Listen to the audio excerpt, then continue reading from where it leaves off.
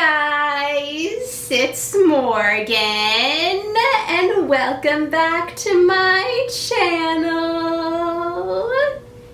Today I'm going to be talking about the series finale of Riverdale, chapter 137, Goodbye Riverdale. Now, if you haven't seen the episode, there will be spoilers in this review, so stop watching if you don't want to be spoiled.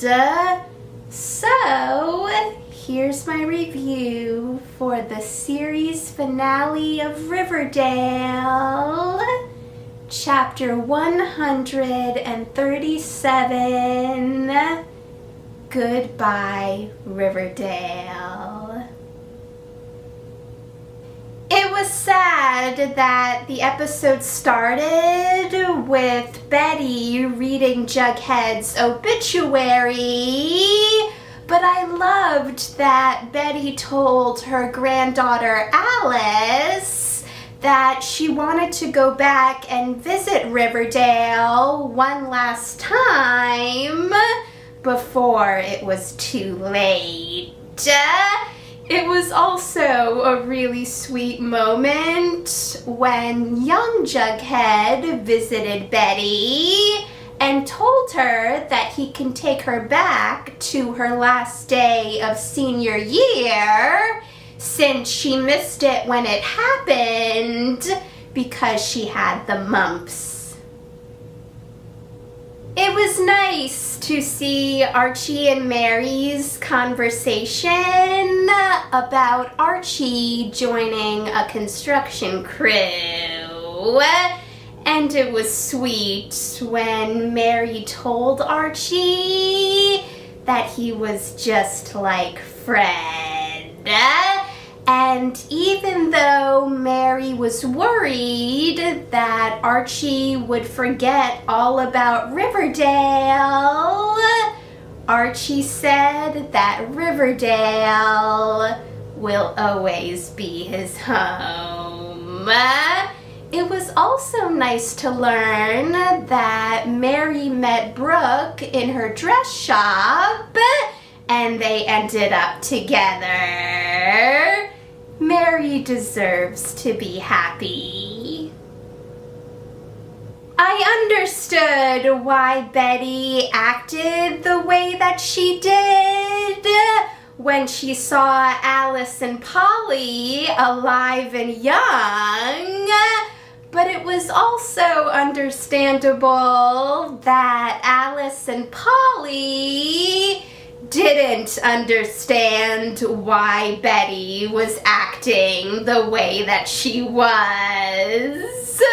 It was also really nice to find out that Alice divorced Hal and became a stewardess, and during one flight, the pilot had a heart attack, and Alice flew and landed the plane during a storm.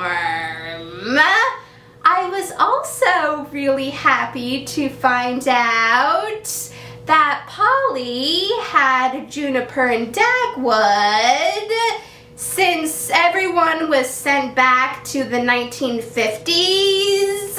I was thinking that Juniper and Dagwood wouldn't exist anymore, but they do.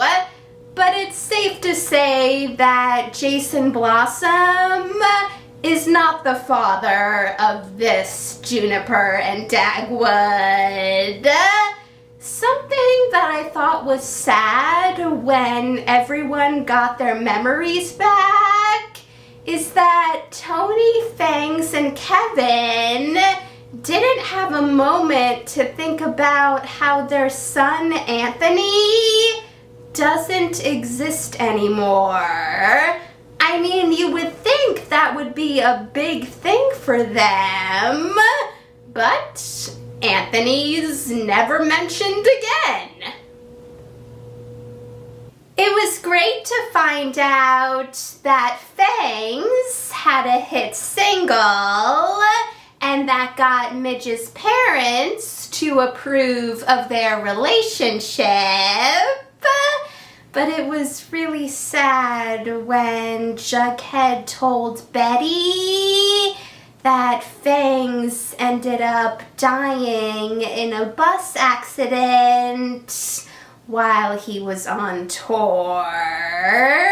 But it's really nice to know that Fangs' gold record will hang at Riverdale High School forever, and that thanks to Fangs' songs, Midge and her and Fangs' daughter were taken care of for the rest of their lives. I was happy to find out that Kevin and Clay moved in together and that they were both successful. It was also pretty funny when Kevin told Betty that Clay and him knew that she was in a quad relationship with Archie, Jughead, and Veronica, but Betty at first had no idea what Kevin was talking about, which makes sense since she was reliving this day so she could remember things that she had forgotten. But I also thought it was funny how Reggie reacted when Betty told him about her quad relationship. I was also happy to find out that Reggie got drafted by the Lakers, and after that, he became the basketball coach at Riverdale High School. Now, I understand why some people are upset about this, but Archie, Betty, Veronica, and Jughead ending up in a quad relationship actually makes sense to me. I mean, when the show started, I loved Archie and Veronica together, and I loved Betty and Jughead together. But I liked Archie and Betty together, Jughead and Tabitha together, and Jughead and Veronica together. But I know that some Riverdale fans can be pretty passionate about which couples they wanted to end up together by the end of the show. So, Archie, Betty, Jughead, and Veronica being in a quad relationship means that Barchie, Varchie, Bughead, and Bughead are all endgame in a way. But as we know, the relationship didn't last since they all went their separate ways after high school. Even though it was sad when Veronica told Betty that she was moving back to Los Angeles, I was happy to find out that Veronica became a successful movie producer. But it was also sad that even though Veronica told Betty that they would always be in each other's lives, we found out that that wasn't true, since Betty said that even though she went to some of Veronica's premieres, She wishes that she had kept in better touch with Veronica and with everyone else. I really loved finding out how successful Cheryl and Tony became. And it was really cute that they named their son Dale after Riverdale. And I love that Vanessa Morgan's son River played Dale. And I know that Vanessa Morgan has said that River's not named after Riverdale, but I think it's really cute that his name's River and his character's name is Dale. It also made sense that Archie and Jughead were upset when they found out about Veronica moving, but I loved when Betty told Archie, Jughead, and Veronica that she loved them and that meeting them was the best thing that ever happened to her. I loved the poem that Archie read during Cheryl's party. What he said about everyone was really sweet and also really funny. It was also sad when Archie told Betty that they might end up together, but Betty told Archie that that's not what happens in the future, and told Archie what happens to him in the future, including that he marries someone else. But it was really sweet that Betty and Archie had one last kiss. It was sad when Betty and Jughead visited Pop's grave. He was an important person to everyone in Riverdale, and his diner was a place that everyone went to. I also loved seeing Betty and Jughead talk about Jughead being the editor-in-chief of his own magazine, and about Betty's self-published bestseller, The Teenage Mystique, and about her advice column, Betty's Diary.